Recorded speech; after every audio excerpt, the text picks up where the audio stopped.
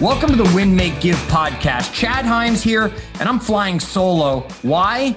Because the guy I'm going to be talking with on this episode, so I guess I'm not really flying solo, but I'm flying without Bob and Ben. The guy I'm going to be talking to, he's going to need that much time, and I just didn't have time to let Bob talk.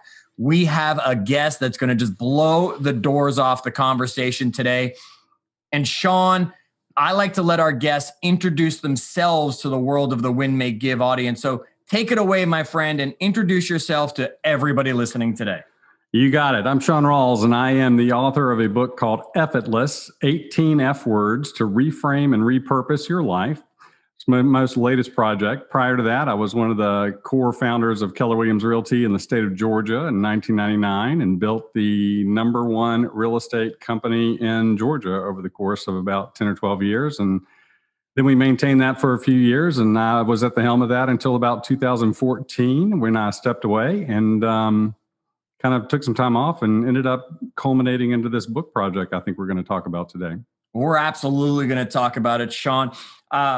I've had the pleasure of knowing you for many, many, many, many years, watching you instruct, train, help people grow. And here you've gone, you've just put a book together to give everybody another way to grow. So if people want to get a hand on the book, let's just throw that out there right at the beginning. Sure. I'm listening to this. This is interesting. You're hitting me with some cool stuff, Shaun, and I want to hear all 18 because we're not going to get to all 18 of them today. No. How do they get a copy of the book?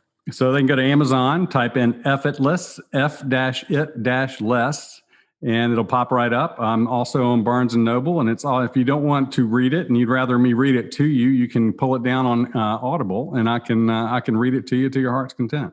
So if you're enjoying Shaun's voice and it's relaxing you or inspiring you, Absolutely. Check it out on Audible and listen to him read it to you. Shaun, I got a question right off the bat about the book title. Shoot. Effortless. Yeah. Okay, is that like effortless or is that like effort less times? It's both. It's both. It works both ways because if you're doing it right, it does feel effortless, and if you're doing it right, you're saying effortless. Okay. And I've spent a lot of time with a lot of people that have been top producers, and everybody gets frustrated with things. And one of the things I looked at in my life when I thought about one of the issues people have is people don't like change. And so I started thinking about why is that? And what came to me was, I don't think they like change because it's never their idea. Most people, the person who wants to change, the leader of the idea, they're excited about it. But you've been there, I've been there, where we want to change something up or offer something new or change a direction. And we're excited about it. And everybody we were talking to going, I don't know, I kind of like the old way we do it. And so most people push back on it because it's not their idea. And the problem is you start living your life that way and you start saying F it, and you just kind of back yourself into F it, I'll do it. F it, I'll do it. F it, I quit. F it, I give up. F it, I give in. If you can't beat them, join them. And that's the way a lot of people end up changing directions in their life or making big changes in their life by just kind of throwing in a white towel because they're just tired of fighting it. And it's really not a great way to live if you want to take command of your life and if you have a vision of a life you truly want to live. Okay. Talk about that right there that you just said, a vision of a life you truly want to live. I mean, Shaun, that could be a whole podcast episode on its own. And we've talked about it. Ben's talked about it. Bob and I have talked. You talk about that for a minute because you've been talking about that. I think it's a Rubik's Cube for everybody, right? And we've been in the corporate environment where we want you to come up with a vision of what you want your life to be like, but at the end of the day, that's a really hard thing for a lot of people to do. And a lot of those answers come out, they're just kind of manufactured and they sound good and don't really have any weight or anchor to it. So I think for me, it starts with just where have you adapted, right? We're kind of, in the book, I talk about that humans are the most adaptable species on the planet, which we brag about and we're excited about, and we think that makes us awesome. But the problem is we spend our time adapting to people and environments and circumstances that are really less than ideal for us. And so we don't really think about how can I adapt to something more than ideal for me. We just we think of adaptation as give me any stick and I'll work with it, instead of going, what's the stick I want? And for that vision of a life for me, it kind of starts with, where do you know you want to make improvements? Maybe you don't have a vision of exactly what I want my life to look like. Maybe you do. But if you don't, start with, where do you know you're frustrated? where do you know you've adapted when you're really honest? As a friend of mine used to say, if you were on Truth Serum and you had to answer, where in your life do you feel like you've adapted to things or people or circumstances that are less than ideal for you? Define that. And let's start with a plan there. Let's take some baby steps to move the needle from fine to fantastic, which are two of my F words. Let's get out of fine mode and let's take one thing at a time, one important thing at a time. And let's kind of, maybe we can just take baby steps into that perfect life, or close enough where we can get a clear vision of it. And it's not so intimidating when you think about it that way.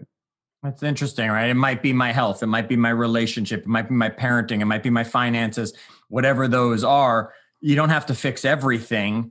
Just start moving in the right direction in one of those areas right now. Well, and the other thing I talk about in the book is, I kind of felt like I had some issues going on personally for me that I just kind of kept shoving into the back pocket, right? Putting in the back burner, putting in the closet, and thinking, you know what? I'm going to bury myself in my children, and I'm going to bury myself into my work. And those were the things that brought me the greatest amount of joy on a daily basis. And I just thought, if I could raise the tide in those areas of my life, then all my boats should float.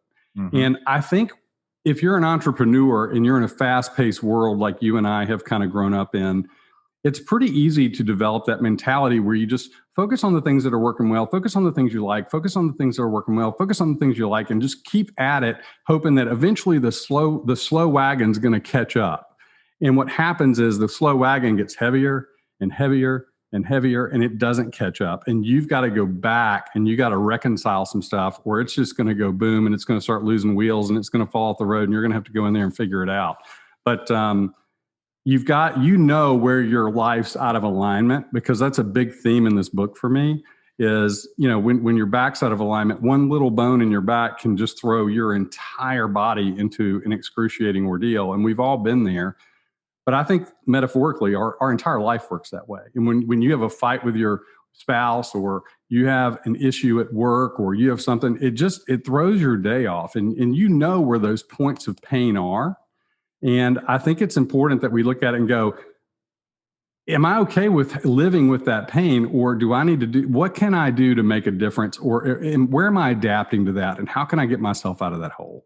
And that's a really big issue, because I think so many people fight with that reality of I've just put up with a lot of shit, basically, on some level, or buried it, or put it away, or stuffed it in a closet, and thinking, I'll deal with it later. I'll deal with it later. I'll deal with it later. But sooner or later, it's going to deal with you, and it's not going to be pretty.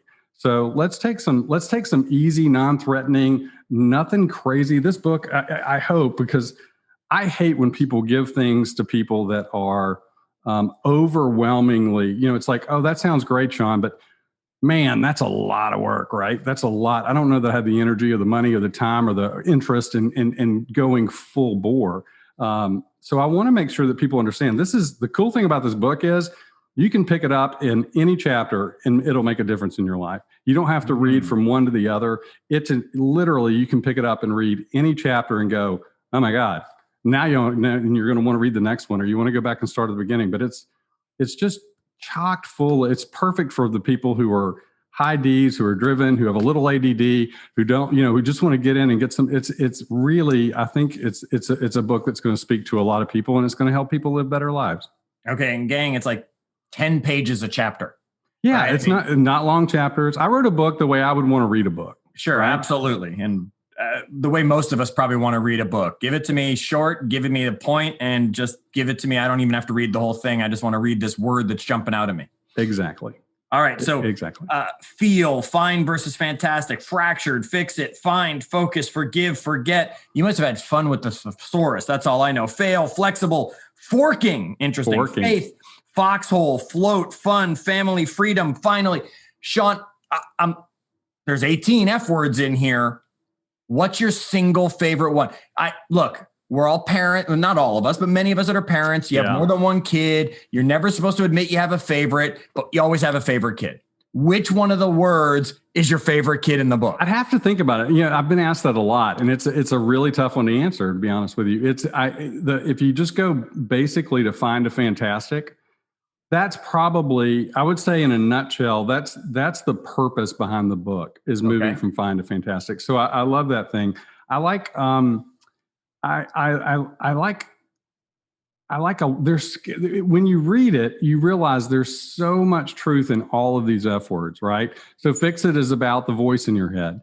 Fix it is about talking to yourself better and not listening to that stupid voice, and how to do that, and some great examples of that. Well, help us there. Since really that's the one important. that really came up first for you. Take us a little deeper into fix it. We're going to hit on 3 or 4 of these maybe and have you take us a little deper, and everyone will be like, I want the rest of the chapters. Yeah. Take us deeper into fix it.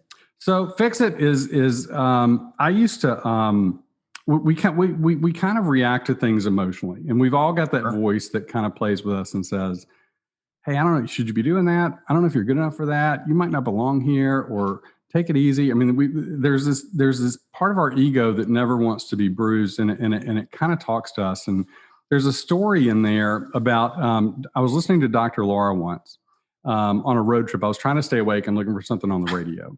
And I had about a 2-hour drive, and it was late at night, and I was tired, and I was flipping through, and Dr. Laura Schlesinger comes up, and I just, right at the right time, this caller comes in, and she starts talking about all these issues with her partner that were, I can't remember what they were exactly, but Laura just stopped and she said, fat, dumb, or ugly. Okay. And I was like, geez, where's she going with this? And the caller said, well, I'm sorry. And she said, fat, dumb, or ugly.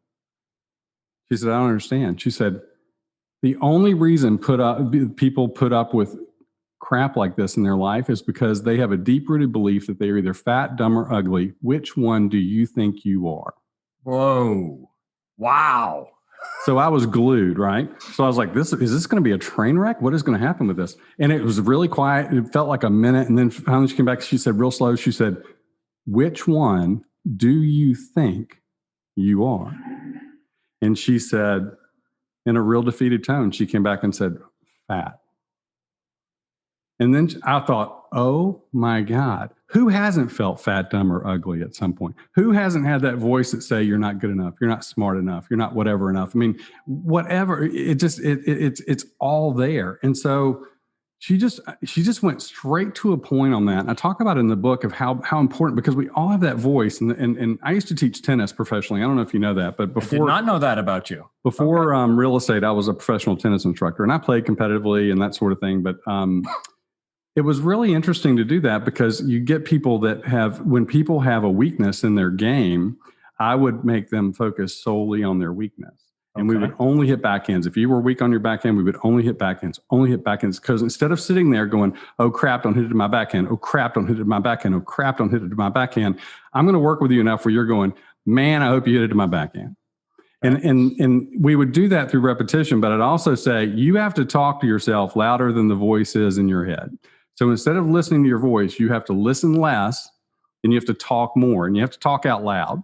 So we talk about that. So one of the things in Fix It that we talk about is you have to give that voice a name, and you have to give it a name that's stupid. It has to be a name like in the book, I call it, mine's my mediocre hoodlum. And I explain why I call it the mediocre hoodlum. But you could call it the VP of self-sabotage. You could call it something that when you say it, it calls attention to go, that guy's stupid. Because I want the voice in my head. I want to recognize it as a being that I've given a name to, not a good one that I look at and go, that's the jerk that comes to every meeting that I'm at. And when you look at it that way, and you look at that and you give that voice a name and a purpose, and you can talk to it, you talk out loud, and you out-talk that voice in your head. Okay, we're going to see if he actually listens to the episode, because I'm going to name mine Bob. I like it. Right, I'm just going to name mine Bob, and we'll see if Bob listens to the episode and gives me a hard time. All listeners, don't post in Facebook about that. I'm going to name mine Bob. You can name yours whatever you want. I just want to see if Bob listens and comes and gives me grief for it. Bob, I'm kidding you. I'm loving you. I'm just giving you a hard time. Okay, so fix it. That's one of those things that's in there. Okay, Shaun, without thinking about it, what's the next F word that's in the book, not just that's in your head? Well, you went on to forking, which I think is a pretty cool word. You found that interesting, and I think most people do. What is forking? And forking is, a lot of people want to have answers about where they are in life and what's going on and why is this happening to me. But a lot of times it's in the rearview mirror that you kind of make sense of that. So in the book, I walk you through an exercise where you go back to basically your first adult decision. And I charted mine out in the book. So I started with my decision, which was, where was I going to go to college? That was my first independent real decision, right? Sure. And I had three choices. I ended up at Georgia Tech in Atlanta. And then from there, I charted out every directional path or change that happened from there. So all the forks in the road. All the forks, which was, I could have gone left and I could have gone right. And which way did I go? And I could have gone here and I could have gone here. And which way did I go? And when you piece that through and you go back, it's a fascinating exercise because you look back and you do all these little forks right to where you are today. And you realize that some of those directional changes I chose, some of those directional changes happened to me. Somebody might have died. I might have lost a job. I might have gotten an accident. There might have been anything that can happen that was like, that was a turning point for me or a change of direction for me one way or the other. Right. But when you look back, you go, God, if that hadn't happened, I would have never met Chad Hyams. I would have never ended up in this role. I would have never been able to impact the people I did because I wouldn't have landed on the next point.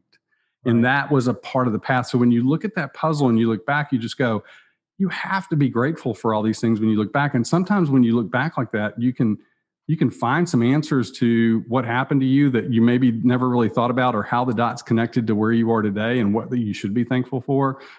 It can also shed light to say, gosh, there's a real pattern. I make some bad choices. And when I've had several times where I could have gone left and I could have gone right, and I went right because I was fearful, or I didn't trust, or I didn't know, and I didn't do my research. So you can look back and go, there's a pattern of decision-making that I'm good with, or a pattern of decision-making that I need to improve upon going forward if I want to have a better life like I say I do. So forking is just kind of a really cool exercise to take a look in the rearview mirror, because I think things get a lot clearer when you look back on them and go, oh, that's why that happened. And it can kind of take some of the edge off, because a lot of people carry a lot of resentment and anger and frustration around based on things that happened a long, long time ago in their life. And sometimes if you can see it in this exercise, you can go, I don't know why I'm holding on to that. So I don't know why I'm so bitter about that, because if that hadn't happened, I would have never met so-and-so, and I would have never done so-and-so. And maybe I should have a little gratitude for the difficulty that caused me, because it got me to the next place. That is, what a powerful exercise that would be. I know that there isn't anybody listening to this episode that hasn't had something happen to them or made a bad choice at some point. And I right now, I'm thinking about a relationship that I had gotten into with somebody that, if I look at why did I ever get into that relationship, doesn't matter, because if I didn't get into it now, I wouldn't have ended up making this choice, which then took me, and I met these people and my wife and got to work with Ben and things like that. Right. Because it led to it. And boy, we can find the positive in everything that we never saw at that time. Absolutely. Wow. Absolutely. It just takes a little time and distance sometime, but you can get there. And then, as you're saying, if we're doing this right, Shaun, and we're being open to this, we're going to start to see trends that we either make poor decisions or we make great decisions, or, Absolutely. Hey, we need to know we're going to do this much research to make the right decision. We'll start to see those trends in that path of forking. That's exactly right. All right. Give me one more. Pick another F word in there that just jumps out at you that we can dive into a little bit. Let's talk about Foxhole. Let's talk about Foxhole. Foxhole. Foxhole is, we've all heard that term in the military, right? And I think my understanding, I've never served in the military, but I've done some research on this book, and it seems to me that anybody that goes to the military, one of the first things they have to learn to do is to dig a foxhole. Right. And they have to be able to do that with the butt of a gun or shovels or rocks or sticks or whatever it is, but they have to be able to create a space meant for survival, right? And in the military, what happens is the people, when you're in warfare and you've got a foxhole, your foxhole buddies are the ones that are there to keep you alive. Right. And so for anybody that's trying to contemplate, some people's idea of improving their life is not something that's that big of a deal. Some people's decisions that what they want to do to make a better life are going to ruffle a lot of feathers. And when you have crisis, whether that happens to you or you create on your own, you're going to have to get real clear about who your foxhole buddies are. Because there's going to be one of the quotes in the book, I think at the top of the chapter of Foxhole says, beware of people that are in your circle, but not in your corner. And that's the that's kind of the quote. Shaun, say that again. Say that again. Beware of the people who are in your circle, but not in your corner. And so Foxhole is dedicated to really getting clarity around who belongs with you in your foxhole. Who will take a bullet for you? Who will you take a bullet for? Sometimes that's family, sometimes that's friends, sometimes it's good. It depends on the situation, but I guarantee you it's different. If you've ever gone through a crisis of any kind, one of the things that I learned going through the ones I've been through is it's surprising who shows up, right, when you're in crisis. But more surprising than that, Chad, is who doesn't. Because I thought I could count on this person, but I never even heard from them. And then there's somebody that shows up, it's like, oh my God, I had no idea that you were that much of an advocate, that you would be standing here next to me and firing away and whatever that looks like. But it's really about understanding who your core people are and knowing that in recognizing it. There's a concept in another chapter in the book called lifters and leaners. Okay. And I've got friends of mine. I went to a party once and I walked in the door and they said, hey, listen, I know you don't know anybody here, but don't worry about it, because here's all you need to know. Everybody in this room that we've invited to this, it was a holiday party. Everybody here is a lifter. And we divide people up in our life in terms of lifters and leaners. And there's not one leaner in this group hit this house. So welcome, and go meet the people that we think are invaluable in our life and that mean the world to us.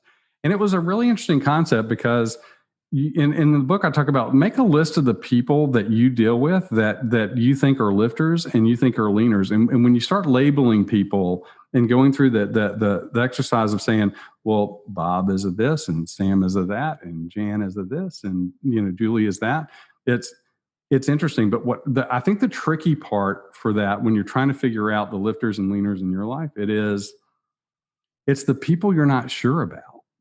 It's easy when you go, oh, Bob, definitely a lifter, definitely. And then you say, oh, Greg, definitely a leaner. That's easy. It's the people where you're going, God, Chad, I don't know. Chad, where's Chad? Because if Chad's a lifter, or if Chad's a leaner and you've kind of not categorized him and you're spending a lot of time with him, but he's sucking the life out of you and you're leaking energy because you're giving him and adapting to him and all that, it's a real problem. So the real issue when you go through that is really trying to figure out who's in the gray area and labeling those. The absolutes are easy. That's the easy part of the exercise. It's the ones that you're just not sure about, because those are the ones that are most dangerous to you when you're moving forward and you're starting to put a context around your foxhole. Okay, so one, I want to clarify a few things. One, he meant another Chad. Another Chad, not this Chad. Absolutely, that other absolutely Chad not guy, this right? Chad. Okay, and it sounds to me like in every part of the book, you're giving us assignments. Like you're giving us exercises. That's not every month. But there's 3 or 4. We just picked the good ones for this maybe podcast. 5. Okay. Yeah. There's a few in there, but the feedback I've gotten on them they really do cause some great clarity and introspection, and that was the intent. So, and they're simple. They're simple, right? Well, simple is the kind of thing we'll actually do. I don't complicate. No, that was one of the things I always loved about any class that you taught I was able to attend. Shaun, how often do we move foxholes? Right. I mean, once we dig it, do we stay put, or do we just have to be ready to move? Do you throw people out of your foxhole? What happens when you start to realize? I think they're just battle positions, right? It's and I think battle positions change. I think you're on the move all the time, and I think you've got foxholes at work. I think you've got foxholes at church. I think you've got foxholes in your personal life. And without knowing it, you have these little bunkers where you can count on the right people. And if you don't know that, it's a good inventory to take and to look around, because if you haven't been through a crisis in your life, you're going to at some point, and you just need to be critically aware of there's going to be a group of people that are going to be the most important people, and everybody else isn't going to really matter for a while. Not forever, just for a while. And, just long enough to play the game. I need a front line to make sure I'm not sacked in the end zone. I just need to play the game. And after 6 minutes, I'll be good. And then I can go back out and I can fraternize with everybody else. But this foxhole thing is just for a while, or just for a period, or just for a project, or just for a crisis, or just for a change. you can pick it up and move it. And the players are going to change along the way as well. Okay, so we've just gone from tennis to war to football. We got Everybody stick with us on all the analogies. All right, Shaun, I'm going to put you in the hot seat, right? Sure. You've gone through crisis. Sure. Whether a choice of your own or a choice that was forced upon you. What was your takeaway that then helped you generate this Foxhole part of the book and realize that was one of the F's that belonged in this book? Was it that, oh my gosh, these people weren't there for me that I thought would be? Or was it more, oh my gosh, look who's really stepped up that I never really even paid enough attention to in the first place? You know what? It was interesting to me because I was going through a personal thing where I was making a massive change. I was going through a divorce. I was trying to create a new life with Jerry, and it was not for the faint of heart, particularly for me. And so it created camps of support, and it created camps of absolutely non-support. And it was a scary time for me because I've always lived my life as a people pleaser. Right. I mean, I've always made people happy with the decisions I've made or the work I've done or what I've always. And for the first time in my life, I was sitting in a really important part of my life's existence going, I got to fix this. And I got to fix it for me. One of the things that we talk about in the book that's probably appropriate to talk about here is I say everybody lives an outside-in life from the time you're born. Right. And outside in means, everybody says, oh, Chad, you're so smart. You're so athletic. You're so fast. You're good at, you should do track. You should do this. You'd be great in real. There's all these external inputs from teachers to parents, whatever, that start when we're really young, and they tell us who we are and we believe it. Right. Because they're the people we trust and that trust and love us. They love us the most. So we love them and we just kind of buy into that. But sometimes what they've told us we are, we're not. And a great example is when someone has lived their life under the pretense of they're straight when in fact they're gay, right? And that's the whole coming out thing. And so that's a huge part in somebody's life where they've been living an inside out life and it's killing them. And so once you get clarity around what you want and you start to have an inside out moment or an inside out thought that says, I've got to do what's inside of me, and it may not make people happy, but it's got to come out. This is a direction I have to take because it's for me and it's my autobiography, and this is important to me. And it might be the right decision and it might be the wrong decision, but it's a decision I feel compelled I have to make. And so you take that and and all of a sudden you go from outside in to inside out, and you start living this inside out life. It gets bumpy. Particularly for example, like that somebody's coming out who's gay, or somebody wants to leave their wife, or somebody wants to quit their job, or somebody wants to start a new company, or somebody who wants, there's all these things that people have gone through at some point in their life where it's a big deal. It's a big deal. And and so that creates crisis. And the foxhole kind of comes around because all of a sudden you have people that you can rely on. And you start to learn this is what unconditional love looks like. This is what friendship looks like. And I think the longer we live and the older we get, the more we value the authenticity of unconditional. And, we have, how many times have we seen, and we've been in the same company for a long time, but, we've seen, the marketing pitch of family in our industry, right? Where your family and your family will, not everybody shows up. And that a lot of those are just marketing pitches where they really don't exist in real life. And people walk around with this false sense of security. And then when the pumps get the road, when the bumps hit the road and things get a little shaky, they're looking around going, where's the family I thought everybody said we were, right? And those are hard it's hard, right? And it forces you to kind of go inside and think about what's important and who's important. And there's a real sense of freedom when you realize that you really don't have to live your life for anybody but yourself. And if you're not being true to what you want and you're living this life of what I call a consolation prize life instead of a life you really are designing, if you start looking at things and realize I've adapted my way into making people happy and smile, but I don't think I've ever really taken a hard look at what I truly want in the last 5 years or the last 10 years or maybe ever.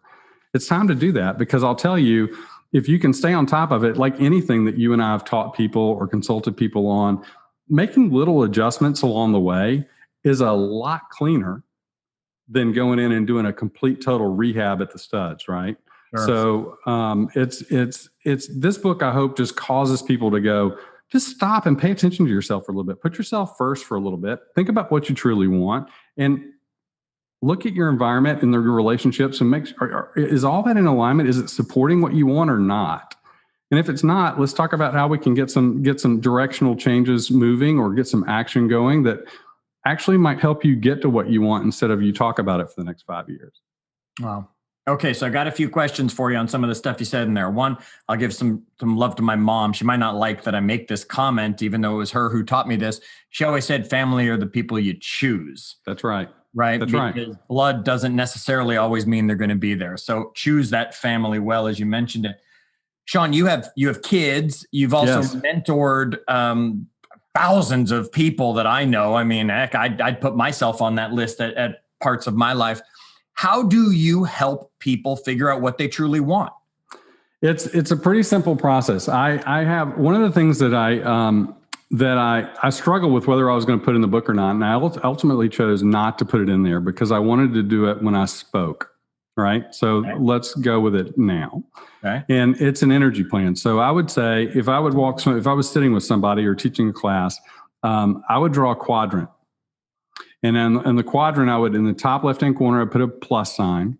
Okay. Top right-hand corner, I'd put a subtraction sign. Got it. Bottom left-hand, I'd put multiplication. And bottom right, I'd put division. Okay, I'm going to be really clear, though, as we go through this exercise. Bob's the math guy. I'm not a math guy. So just so you know, Shaun, as we're going through. Fair enough. Okay. So here's what we're going to say. I'm going to ask you, I'm going to say, okay, Chad, so this top left quadrant with the plus sign, these are the people in your life and the tasks that you do that give you energy and add to the quality of your life or business. Okay. Okay. So boom, put it in there. Next quadrant is these are the tasks that you do and the people that are in your life that take away and don't add to the quality of your life or your business. I won't make no comments there. Right. Doesn't give you energy. Myself right now.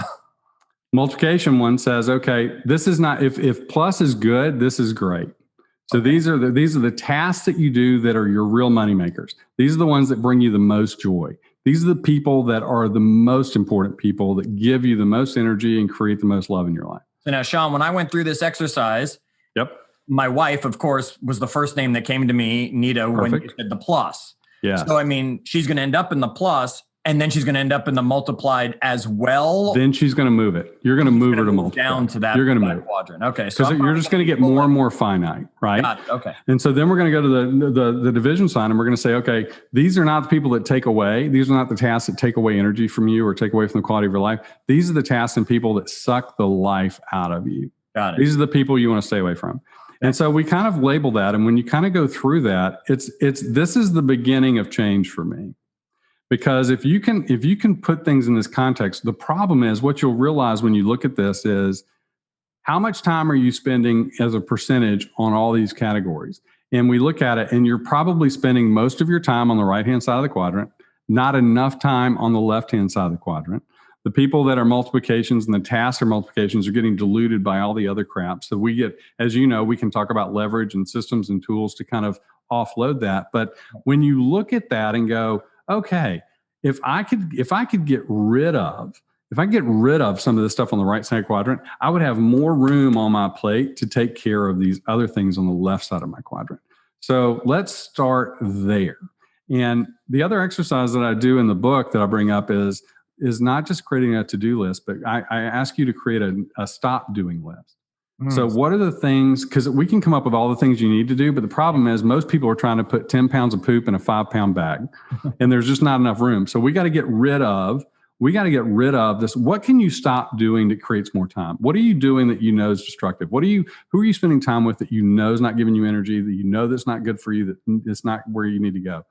And if we can create that and we can create a plan to get rid of these things, we've opened up so much more time, space, and energy and opportunity for ourselves to get better by not having or putting a filter in place for the others. Because once you label it and see it for what it is, the problem is, again, we just adapt and we deal with all these people. And all of a sudden you realize, why am I just dragging at the end of every day? It's because you're working with slugs and they don't do anything for you. So why don't we put a filter in place that says, these are the slugs in my life, and these are the things I want to say I'm not going to deal with anymore, or I'm going to minimize it, or I'm going to have a time period where I can deal with these tasks and people. Otherwise, I'm not going to do it, because I'm choosing to spend more time on the things and people that bring me the most joy, love, and peace and productivity. Okay. All right. I got two more questions for you, but one more question about the book here. And I'm going to put you on the spot. I don't know if you've had any time to think about this as a question. So you might be, I'm scared. What is good. it? What's coming? All right. I'm sure someone's hopefully asked you this, but if not, I'm going to be the guy who gets to ask that question. Stephen Covey wrote 7 Habits of Highly Effective People. Fantastic book. Wonderful book. We all love the book for those of us into growth and development. It's a lot to comprehend. It is. Then he wanted to put his kids through college, so he wrote The 8th Habit, right? All of a sudden, he just came out with another book just to give us one more habit because he needed to pay the college bill was the joke. Shaun, it's time to put the kids through college, and you're giving me the 19th F word. What's the 19th F word? What's the word that didn't make the book that would be the next word? We had a bunch of words. That's a really good question. And I'd have to go back because I've spoken so much on the 18. I think we started out with like 25 or 26. Okay. I don't know. But let's talk about the 18th one, can we? Okay, sure. We could talk about the 18th one, and you're going to get back to us on what that 19th would be. I'll think about it. I'll send you an email. But it's the 18th one is freedom. And freedom is what this whole book is about. And you'll appreciate this, but when I joined Keller Williams in 1999, the family reunion, the national convention for Keller Williams, was in Georgia. It was on the coast in Georgia, in Amelia Island. And there were 1,000 people that were in attendance, right? 1,000.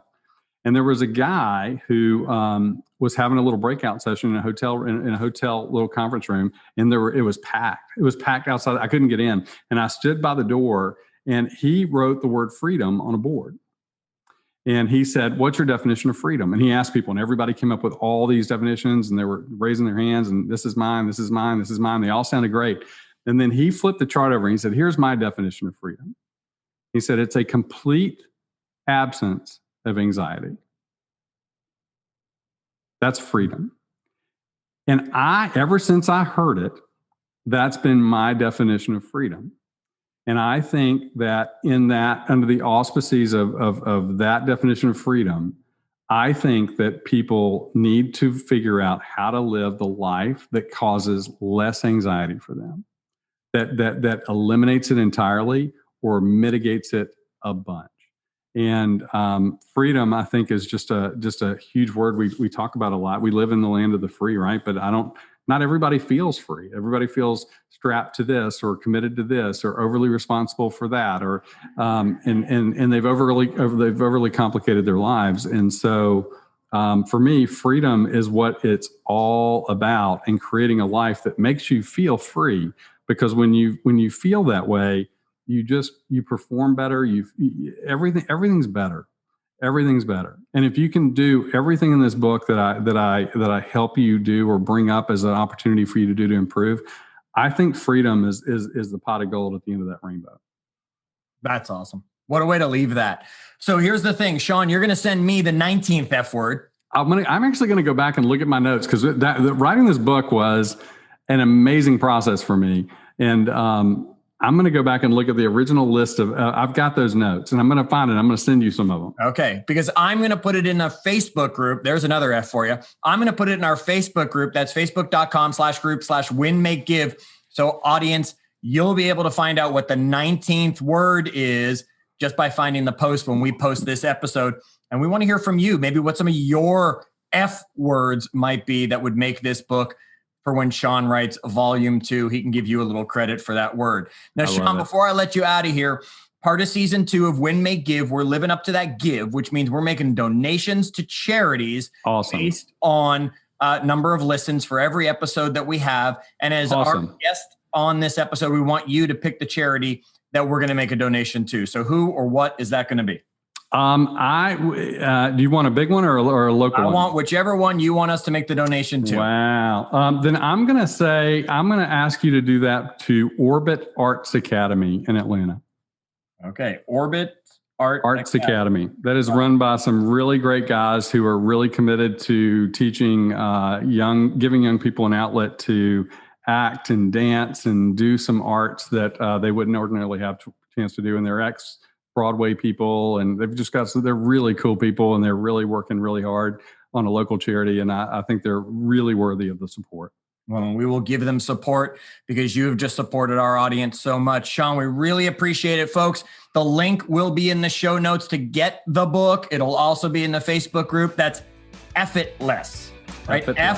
F-it-less for those of you who just can't wait to click on a link and you want to get typing and find it. Shaun, we appreciate you joining us today.